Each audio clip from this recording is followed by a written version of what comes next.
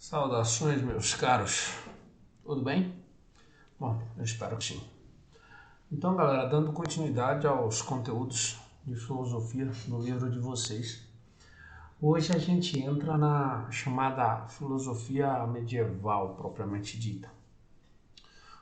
Vocês viram antes dessas aulas, dessa aula em particular, a filosofia helenística, com o cinismo, com o estoicismo, com o epicurismo, com o ceticismo. Foram escolas filosóficas que estavam ali no período de transição entre as escolas gregas antigas e as chamadas escolas medievais, ou seja, entre a filosofia grega antiga e a filosofia medieval. Agora nós adentramos, propriamente dito, na filosofia medieval. E o primeiro tema da aula é a defesa da revelação divina. Deus existe? Essa pergunta é emblemática e provavelmente muitas pessoas já fizeram essa pergunta em algum momento de suas vidas. Existirá Deus? Se Deus existe, a existência humana pode ter sentido e podemos mesmo ter esperança da vida eterna. Ou seja, se Deus existe, tudo o que as religiões, principalmente a religião católica, nos fala, então a gente deve aguardar que isso vá acontecer. Se não, temos de criar nós mesmos o sentido de nossas vidas. Nenhum sentido será dado a partir do exterior e a morte será provavelmente definida. Por que o livro nos põe essas duas questões? Por que o livro nos põe esses dois caminhos? Porque, ao conceber a existência de Deus, ao ter fé que Ele existe, eu acredito que minha vida tenha um plano e que eu seguirei esse plano, mesmo que eu não tenha consciência desse plano. E após a minha morte, minha alma irá para um paraíso. Se eu passo a não acreditar que exista Deus, como os ateus o fazem, ele não tem a esperança da vida eterna. Ele não tem a esperança da permanência da alma. Logo, para ele, a vida termina com a morte. Não há absolutamente mais nada depois. Por isso o livro começa já com essa provocação significativa, nos colocando diante da questão do se Deus existe e logo em seguida nos colocando os dois caminhos possíveis, dependendo da resposta que for dada. Então avancemos. Clicar aqui. A religiosidade humana. Pensar a respeito da existência de Deus é inevitável. Para as pessoas que têm fé, para todos nós que temos fé, é natural que a gente recorra a Deus todas as vezes em que nos sentimos angustiados. Todas as vezes em que temos um problema e que as soluções mais óbvias já foram tentadas sem sucesso. Logo a gente recorre a pensar em Deus, a pedir a Deus que intervenha por nós. E automaticamente a fazê-lo, estamos pensando em Deus. Só que há outros momentos em que nós clamamos a Deus por algo e é como se Ele não nos escutasse. Nesse momento, o livro de vocês nos convidam a pensar que a gente se pergunta: será que Deus existe? Vou usar um exemplo de uma situação cotidiana. Não tão cotidiana, porque foi um acidente, né? Mas cotidiana. Porque pessoas morrem, infelizmente, todo dia. Ontem eu estava lendo um jornal e eu vi um acidente em um teleférico onde morreram 14 pessoas. Dessas 14 pessoas, haviam 15 pessoas no teleférico, havia uma família inteira, pai, mãe, 2 filhos, avós. Morreram todos, exceto a criança de 5 anos, e continua internada em estado grave. Diante de uma situação como essa, e tomara que essa criança se salve, E quando ela se salvar, não haverá, infelizmente, ninguém na família dela. Mais ninguém. Nós ficamos diante da tentação de perguntar: onde estava Deus nesse momento? Não ficamos? Se temos fé, óbvio, a gente acredita que deveria haver um plano maior. Se não, apontamos nesses momentos a inexistência de Deus. Por isso, esses momentos nos colocam diante dessa pergunta: Deus existe? Então vamos lá. A existência da alma e a possibilidade de vida após a morte. Se a gente olhar para a história do conhecimento, para a história das religiões, para a história da própria filosofia, há diversos momentos da história da filosofia em que há referência da eternidade da alma. Assim como as religiões monoteístas que vão surgindo ao longo da história humana também defendem a existência da imortalidade da alma. E mais, defendem a existência da vida após a morte, ou seja, de uma vida eterna dessa alma. Fora dessa realidade corpórea, ou seja, dessa realidade que nós concebemos, um outro plano. Então, o ser humano poderá manifestar sua religiosidade de diversas maneiras, adotando a religião cristã, que pode ser pensada aí como a católica, a protestante, a ortodoxa, a evangélica e etc. A islâmica, a judaica, algumas religiões afro-brasileiras, como o candomblé e a umbanda, ou apenas acreditar em Deus e às vezes pensar nele. Óbvio, porque você pode acreditar em Deus e não ter uma religião definida. São chamados teístas. Acreditam em Deus, mas não têm uma religião. No entanto, todas as religiões ou manifestações religiosas devem ser respeitadas porque são expressões de uma necessidade humana, o vínculo com o sagrado. E olha que coisa interessante.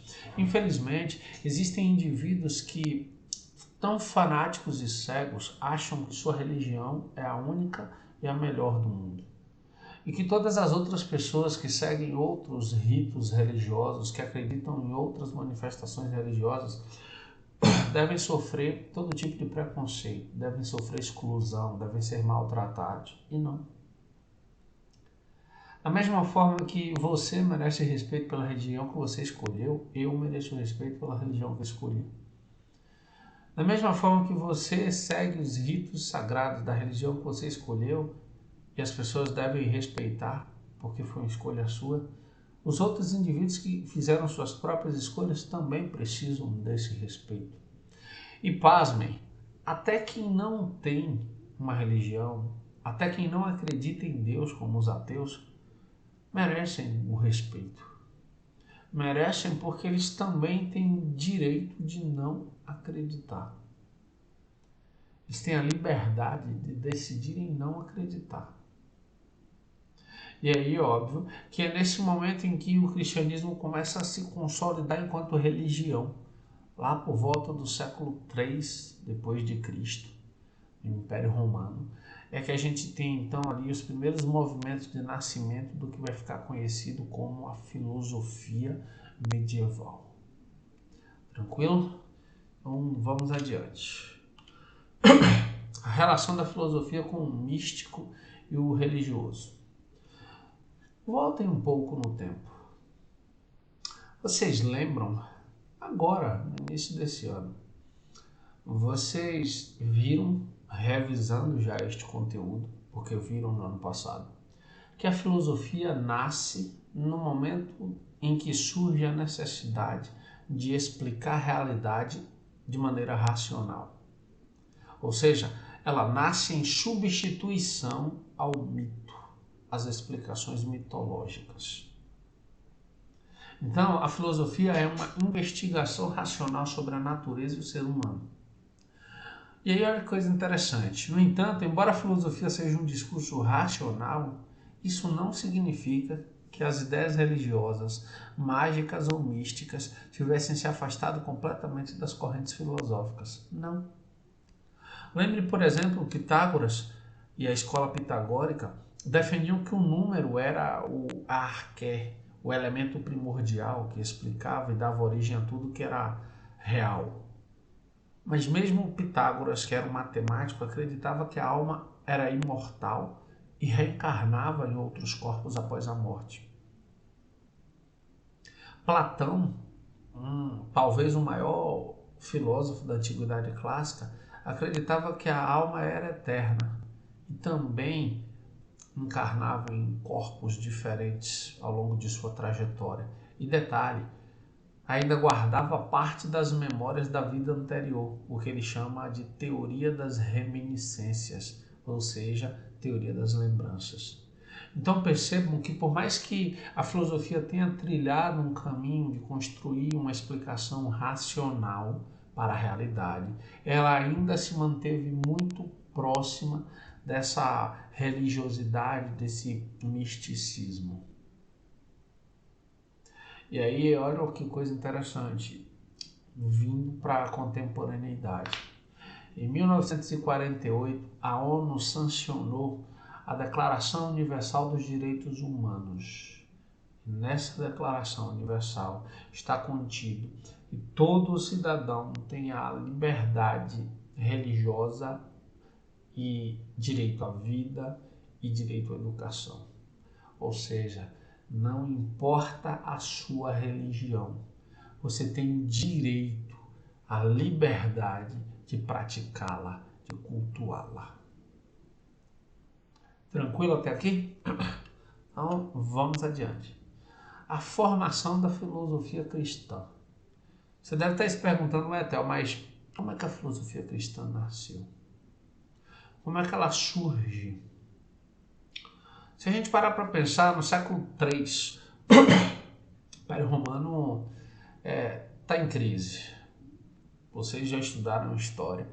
Então sabem que uma das principais crises que acometeram o Império Romano naquele contexto foi a escassez de escravo. Como o Império inteiro estava estruturado na mão de obra escrava, a economia dependia da mão de obra escrava, o funcionamento da sociedade dependia do trabalho escravo. E como o Império já não conseguia crescer mais, encontrou barreiras, fronteiras diversas, onde ele não conseguia mais avançar. E esses escravos eram exatamente fruto dessa expansão, fruto das guerras de conquista, onde ele vencia, o Império Romano vencia, escravizava os sobreviventes das guerras e levava para o Império para trabalharem. No momento em que esses escravos começam a ficarem escassos, ou seja, a não existirem mais, o Império começa a sofrer uma crise significativa que depois viram outras crises, como por exemplo as invasões bárbaras, que vão por fim lá no final do século V ao Império Romano do Ocidente. Mas esse não é o nosso foco. O nosso foco é que dentro desse contexto de crise profunda do Império Romano, o cristianismo começa a surgir ali com uma potencialidade, com uma capacidade de convencer aquelas pessoas muito grandes. E aí ele vai se expandindo, ele vai convencendo as pessoas a se converterem à sua crença, à sua forma de pensar, e vão somando cada vez mais pessoas a esse movimento que está surgindo, que é o cristianismo. Aqui cabe um parêntese. Se recordem, Roma é uma sociedade politeísta. Ou seja, ela acredita em vários deuses. Por mais que ela tenha herdado isso da Grécia, e muitos dos deuses romanos são os deuses gregos com nomes diferentes, com nomes romanos, com nomes latinos, o cristianismo provavelmente não teria enfrentado nenhuma dificuldade lá no Império Romano, se tivesse dito que Jesus Cristo era mais um dos deuses. O grande problema é que não. O cristianismo disse que Jesus Cristo era o filho do único Deus existente e que todos os outros eram falsos. Ou seja, o cristianismo negou toda a validade do politeísmo romano, das crenças romanas, e decidiram defender o ponto de vista de que só havia um Deus e era o Deus cristão. E aí ele vai crescendo, não sem resistência, não sem perseguições, porque os cristãos eram perseguidos pelos não cristãos, mortos pelos não cristãos. Jesus Cristo, por exemplo, foi condenado à crucificação no século I exatamente por dizer que era filho do único Deus. E aí, mesmo assim, o cristianismo vai se consolidando como a religião mais importante em Roma no primeiro momento, e depois ela vai se expandindo por toda a Europa Ocidental. Ao longo desse período ocorreram relações de aproximação e de afastamento entre a filosofia grega e o cristianismo. Por quê? Porque tenham em mente que a filosofia grega é pagã, ou seja, ela não é cristã. A filosofia grega ela está inserida dentro de um contexto de politeísmo, de crença em diversos deuses, enquanto que o cristianismo defende que só há um Deus. A filosofia grega não tem uma religião definida.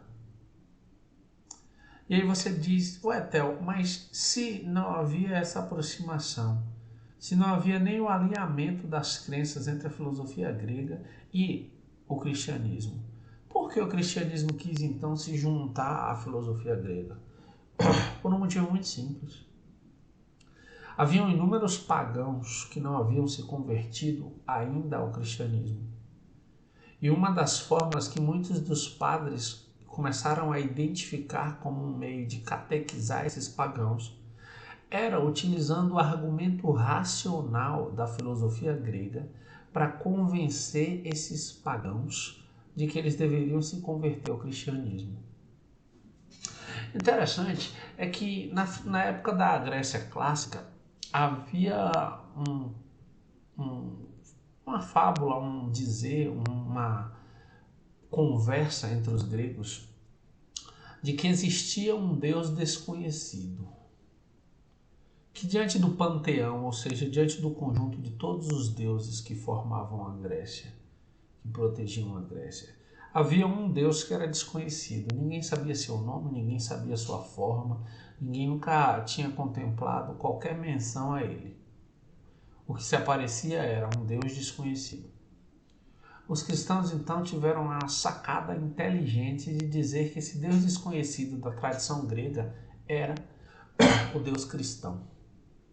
E aí, óbvio, lançaram mão num primeiro momento da filosofia de Platão, estudaram a filosofia de Platão, deram características cristãs para essa filosofia e a partir daí começaram então a converter os pagãos gregos para se converterem ao cristianismo. É a partir daí que a gente tem então o nascimento de um movimento chamado de patrística. E esse movimento vai ser extremamente importante para a filosofia medieval. Mas antes de falar da patrística, eu vou falar um pouco sobre o neoplatonismo. E como vocês devem ter identificado, o prefixo neo quer dizer novo, platonismo referência ao pensamento do filósofo grego Platão. Logo, novo platonismo. E o que é esse novo platonismo? O que esse platonismo propõe? Esse neoplatonismo propõe? Bom, primeiro ele foi fundado por um filósofo chamado Plotino. Para Plotino, o objetivo mais importante da filosofia era ensinar os homens a se libertarem da vida terrena e dos prazeres do mundo, para que pudessem se unir ao divino por meio da contemplação e da meditação. Primeira pergunta: identificaram uma relação entre esse neoplatonismo e o cristianismo? Identificaram que o cristianismo nos convida a deixar uma vida de pecado, escolher uma vida de fé, uma vida simples em prol de Deus? Pois é. Para Plotino, Deus é o princípio supremo do qual tudo depende. Deus é perfeito, imutável, imóvel e a causa da existência de todas as coisas, ou seja, Deus é o responsável por tudo que existe. Sem ele, nada existia. Isso na visão do neoplatônico Plotino. A união mística com Deus e a salvação. Plotino defendia que a contemplação poderia promover a união mística do homem com o divino. Para ele, a interiorização é um processo de retorno da alma para si mesma, buscando a purificação. De acordo com o filósofo, se a alma humana é derivada de Deus, quando ela se concentra em si mesma, também retorna ao Uno, ou seja, a Deus, ao todo infinito. É como se você, ao se debruçar sobre si mesmo, para orar, para conversar com Deus, para pedir inspiração, sabedoria ou a resolução de qualquer problema, você se conecta de tal forma com a sua alma, e sua alma está conectada de tal forma com Deus, e você se aproxima ainda mais de Deus. Para esse pensador, a tarefa da filosofia é deixar clara a vinculação entre o homem, ou seja, a alma humana, e a totalidade cósmica, ou seja, Deus. Mostrando que o caminho de purificação da alma exige o afastamento do homem das coisas sensíveis e a meditação profunda. Que coisas sensíveis são essas? O mundo sensível que nós existimos. O mundo que nós percebemos através dos 5 sentidos: tato, paladar, visão, olfato, audição. Nós deveríamos então nos afastar desse mundo real, desse mundo de pecado, e nos aproximarmos da meditação com o intuito de nos comunicarmos com Deus. Logo, a filosofia teria de ajudar o indivíduo, ou seja, a alma humana, a perceber a unidade com Deus. Ou seja, a filosofia deveria facilitar o nosso caminho de contato com Deus. Nesse pensamento de Plotino, a subordinação da filosofia a crenças místicas e religiosas é uma constante. E aqui eu chamo a atenção com muito cuidado para essa parte. A partir daqui, vocês vão ver com muita frequência a filosofia sendo colocada numa condição inferior ao pensamento religioso. Será assim por toda a Idade Média. Aqui está a fé, aqui embaixo está a filosofia. Então a filosofia vai estar sempre subordinada à fé durante o pensamento da filosofia medieval. Tranquilo? Então vamos adiante. O início da patrística e a filosofia cristã. Quando você ouve a palavra Cristo, o que pensa? Quais ideias surgem em sua mente? Salvação? Crucificação? Amor? Sacrifício divino? Pecado? Castigo? Religião? Lembre-se, Cristo aparece nos textos sagrados bíblicos a partir do Novo Testamento. O Velho Testamento narra a criação do mundo, fala de um Deus presente, mas um Deus sem forma humana, não que a gente tenha visto. Mas é apenas no Novo Testamento que nós temos a personificação de Deus através do seu Filho, Jesus Cristo. Lembre-se que, segundo o Velho Testamento, Adão e Eva representam o primeiro casal criado por Deus. Adão feito do barro e Eva feito da costela de Adão. Só havia uma lei no paraíso, no Éden. Era proibido comer um fruto da árvore da sabedoria, ou seja, a macieira. Envenenados pela serpente que os enganou, Eva e Adão foram convencidos a provar da árvore do conhecimento, proibida por Deus, e tomaram consciência do bem e do mal. Foram expulsos do paraíso, foram obrigados a trabalhar para sobreviver, perderam a condição de vida eterna e agora viveriam do esforço do suor do próprio rosto. Ali, Adão e Eva colocou a gente numa situação difícil, complicada. Mas é a partir dali que Deus já havia criado praticamente tudo, mas depois Deus então, ciente de que nós pecamos, ciente de que nós erramos, envia seu Filho, seu único Filho, Jesus Cristo, personificado na condição de homem, nascido de uma mulher humana, para morrer por nós e com isso redimir nossos pecados. E assim ele o faz. Jesus Cristo vem e é crucificado e morto aos 33 anos de idade para que os pecados da humanidade sejam perdoados. O cristianismo, logo, como vocês já perceberam, é uma religião que busca a salvação do ser humano por meio da crença, da fé e não por meio da razão humana. Ninguém se pergunta se é verdade ou não que Jesus Cristo ressuscitou no terceiro dia. A gente acredita.